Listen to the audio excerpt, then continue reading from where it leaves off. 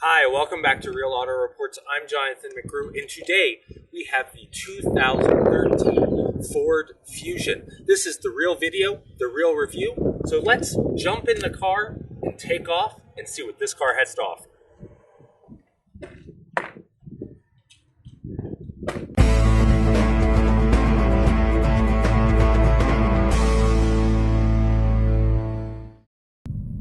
Hi, so welcome back. We are in the 2013 Ford Fusion, as I mentioned in the opening, and this is quite a car. I mean, we've jumped in the driver's seat here. We did our real first impressions video not that long ago where we showed you the front, back, the side, the insides, and gave you a general impression of this car like you would get when you go to the dealer. And now we've had it for a week and we've been driving around. We've put several hundred miles on it.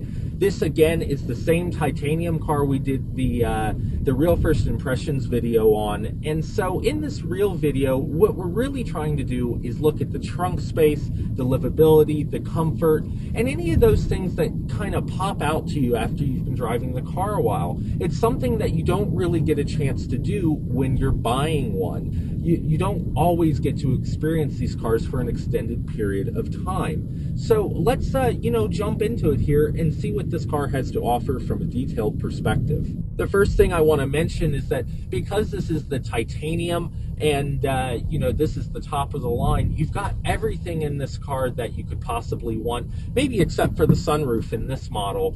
But you've got your sync system powered by Microsoft. You've got your dual display gauges up here on the dash, which, if you are used to any of the Fords that are on the market today, or you've been viewing our other videos like our Ford Taurus video, our Ford Explorer Sport video, the Ford Flex video, they're all going to this dual color display on either side of a centered speedometer. And now this speedometer is smaller in size than the other cars. It's not as jeweled as the Ford Explorer Sport or the Taurus, because this is the mid-level car. You have to remember that even though the Fusion is really bigger in size than the first generation, it's still really the mid-size, well, what used to be considered a mid-size offering. I mean, this is really a full-size car from a usability perspective. But one thing, just a little nit, is that this speedometer gauge has 20, 40, 60, 80, 100, and around to 160. But what I've noticed is this car has so much power because we have the EcoBoost twin-turbo direct-injected motor. This car has so much power that sometimes it's hard to, you glance down and you're like, oh wait, oh whoa, I'm going 50, because that's what that big line means, and there's no number right around it. So it's something just from a usability perspective that I noticed right away driving this car. But otherwise, the systems are usable. You've got all your steering wheel controls like you do in the other cars right here. The right buttons here control the right side of the screen. The left buttons control the left side of the screen. You have your volume, phone, and voice activation controls down here on the right, and then all your cruise control stuff here on the left.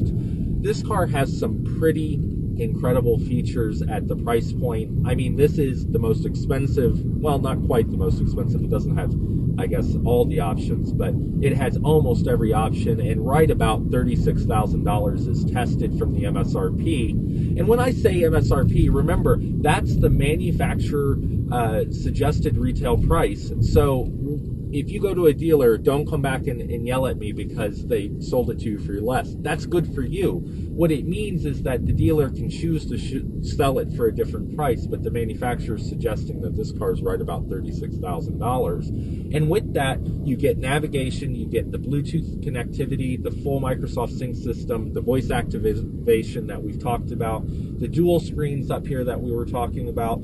But more than that, this car has auto high beams at night, something a lot of the vehicles today are going to. So you can set this car so that when you're driving on a dark road and it doesn't sense light coming at you, it turns the high beams on. Our review of the Dodge Charger, the Chargers also are doing that, and that car is a higher price point, a $40,000 car. So you can see that it's also a slightly bigger car like the Taurus, but you can see they are bringing these features into all levels of their vehicle here at Ford. And the other thing is that you do have your start-stop button for the engine start. keyless entry then, or basically what I like to, you have to get away from keyless entry. Used to mean you pressed a button. Now you can press a button or touch the door handles. It does have the intelligent touch on the doors, and it also has auto headlights, and this car has the driver assistance package. And the driver assistance package is pretty cool because it has the lane keep assist, so that's your lane departure system. It'll warn you. It also has the blind spot monitoring out on the mirrors, so there's a little amber dot in this car that lights up and lets you know that there's someone in your blind spot. The other thing that is really nice about the Fusion, I think, is the visual look of it, the aesthetics. Inside and out. Now, something you do have to keep your mind around on this car is that this is not meant to be a high-end luxury car, but it does have a lot of cool luxury touches. Like, you've got the leather-wrapped steering wheel, you've got the seating surfaces here, heated seats, power seats, memory seats on the driver's side here, and you do have 3 settings, which is nice. When you have 3, you can have an extra setting for yourself or someone who might drive the car less frequently. And then you also have a nice performance kind of luxury feature in this car with the EcoBoost, with the paddle shifters right here behind the wheel, and they are logical and intuitive. Now, this space right here, though, if you can see this, is a little tight for someone with my size hands, and my hands aren't all that thick, but this is a little tight in here, so we wonder if Ford will adjust that in the future. But the other thing is that the controls are very reachable in this car. You do have to reach a little bit to get to the mirrors from my seating position, but at least they're not way up here like they were on the first generation Taurus. They've now changed that on the Taurus, as we mentioned in our real first impression review. And I guess what I'm really getting at is that Ford, in their design, in their look, in their touch, you've got soft touch on the dashboard. They have done a lot in these cars to make an American car feel very attractive. And it's just really nice to see. The big 3 were at one time a powerhouse in America, and now I feel like we're back to having cars that really have design interest, that really capture the passion and really what cars mean to people. For a lot of people, it's an emotional purchase. It doesn't make any sense. They depreciate in value, but there's just this unspeakable enjoyment that you get out of a car that you really love. All right, so some things that I do want to point out about this Fusion that are a little bit of a nit for me. I mean, this car, as I said, has the great looks. Love the front end. The back end's a little less pleasing to me. It's a little narrow, but it still looks good. I mean, it's got nice tail lamps and a nice design. The trunk area is a little interesting because it's very thick. When you open the trunk lid, you might notice it almost looks like they took the sheet metal off one of the European cars and then filled it out so that it would give it this nice body shape. But with this body shape, you get these big pillars here, these big A-pillars, as they call them in the business. This is a big obstruction when you're looking to your left, like for a turn or at a stop sign. If you're shorter, it's going to be a little better because you're going to be more forward and you can see around it. At my height, this window down here becomes very, very crucial because you can kind of look. The other thing that is kind of interesting is that this bezel up here in the gauge cluster is all plastic. And what I've noticed in driving it on bumpy roads is that I hear that a little bit. And it's just the feel, the touch that you notice in it. But, and I think that's the thing about the Fusion is, remember, this is not a high-end luxury car, but it has great features. So you've got nice-looking design accents here, but these are not wood, they're not titanium, they're not brushed aluminum. They are going to be more plastic, like up here in the gray.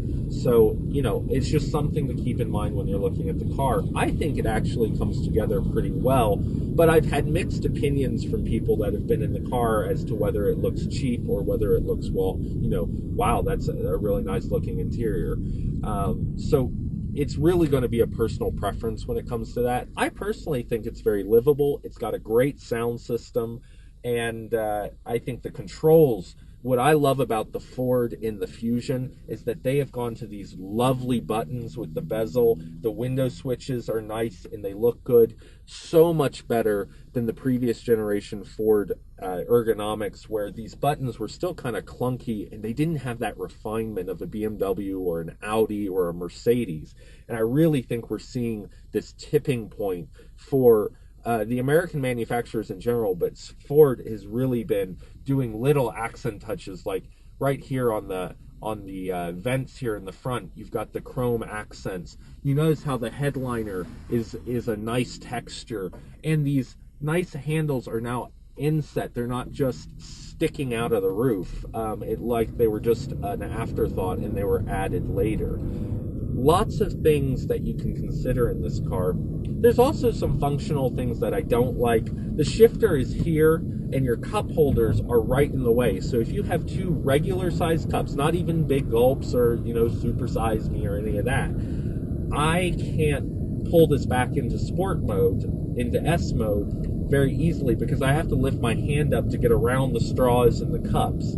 So the ergonomics there is not as good, but it does have some other interesting features. While not as usable to the driver, nice storage features down here. This actually, you reach through and it's actually got holes on the sides too, but you've got a power outlet down here, a tray to hold like change or paper clips or whatever you want, and then my phone's actually sitting down here because I have it paired to the Bluetooth, and that's a nice touch. I mean, just to have some storage. The car's got bottle holders and door pockets that is hard plastic. You've got a nice size glove box that doesn't really get in the way, because they have moved it more forward in this car, so you do have good knee room, which is important for those of us who have long legs. My father, who's 6'2" and 285, he's a big guy, and this car actually fits him pretty well, even though it's not a car as big and as wide as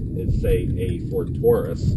So good compromises in this car, and from the trunk perspective, it's got a great trunk in that I could put a trade show display case. Now, if you know what that is, they're pretty big. They're generally about 80 pounds, and it goes straight in the trunk, along with also a carry-on size piece of luggage and a tripod and another roll-out banner stand. Actually, one of the long tube ones. So we'll take a cut at that, and actually you can see that in the video. And I think it's pretty impressive. The car is usable. You've got great technology. And from a driving perspective, you just can't beat the EcoBoost. It's got nice power. It does have a few flat spots I've found in the power curve, where when you're accelerating hard from a stop, you get right about in that 45 area maybe, and it feels like you're not rocketing 0 to 60. And the truth of the matter is that you're really you're not, because you're hitting a little flat spot in the curve there. So we had a little police speed trap going on back there, so that's interesting. And well, hopefully they won't come grab us, because that'd be embarrassing on camera. But I guess what I'm saying is the ride and comfort in this car is great. The steering has good weight. It's not as variable as some of the sports luxury cars, but it certainly is quite a vehicle. And it's worth checking out if you're looking for this size sedan and you're looking for something that has some style. And this definitely has some style.